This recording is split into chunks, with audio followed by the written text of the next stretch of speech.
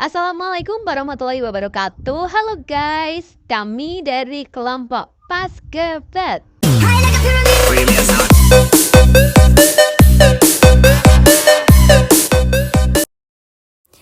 Apa sih permintaan itu?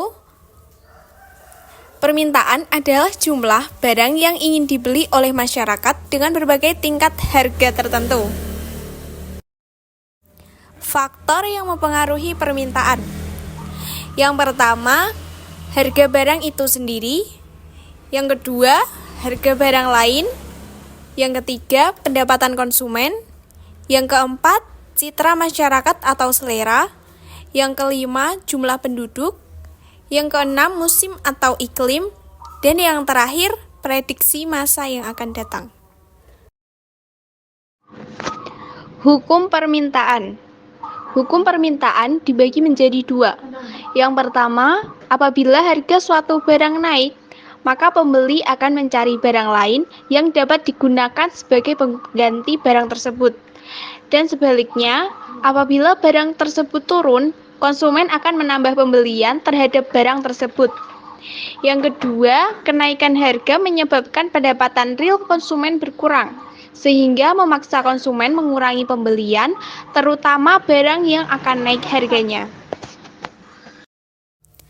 Penyebab terjadinya perubahan permintaan.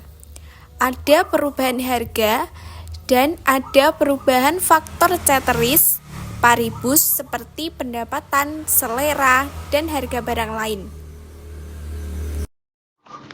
Berikut ini adalah contoh dari kurva permintaan. Kurva permintaan ini memiliki gradien atau kemiringan atau slope negatif.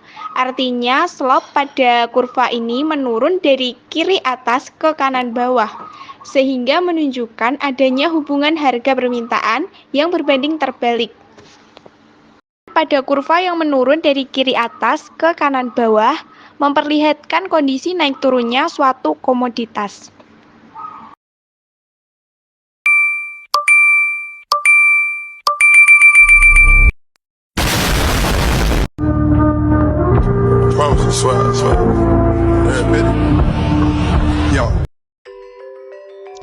Kecamatan Susukan, Kabupaten Semarang, merupakan desa yang dikenal sebagai pusat industri kerupuk di wilayah tersebut. Di desa ini terkenal dengan produksi kerupuk bawang yang lebih dikenal dengan kerupuk pos. Disebut kerupuk pos karena menurut sejarahnya, kerupuk ini pertama kali diproduksi oleh seorang istri pegawai pos yang kemudian menularkan ilmunya ke beberapa warga yang lain, sehingga di desa Susukan ini tersebar beberapa UKM kerupuk yang mampu bertahan hingga sekarang. Industri kerupuk pos atau kerupuk bawang yang pemasarannya telah sampai ke beberapa wilayah di Indonesia. Jumlah produksinya bisa mencapai 1 kuintal per UKM setiap harinya. Salah satunya di Dusun Ketanggen. Mayoritas penduduk dusun ini terlibat dalam industri kerupuk sebagai mata pencaharian utama mereka. Kerjasama dan gotong royong merupakan kunci kesuksesan industri kerupuk di Kecamatan Susukan, salah satunya di Dusun Ketanggen ini. Para pengrajin kerupuk saling membantu dalam proses produksi, mulai dari persiapan bahan baku hingga distribusi produk jadi. Di desa ini ada paguyuban yang bernama Rejo Agung, yang bertujuan untuk memberikan informasi mengenai produksi kerupuk dan mempromosikan produk mereka demi meningkatkan solidaritas di antara warga.